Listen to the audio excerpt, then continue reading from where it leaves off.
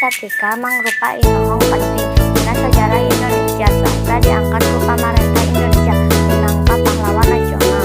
Dewi Sartika pupus di Cineam, Tasikmalaya dina umur 62 tahun. Perjuangan namung ka sakola istri, sakola kaistrian, bikin ngajarkeun ilmu ka awewe. Tangajana diangkat jadi pahlawan nasional ku pamarentah Indonesia.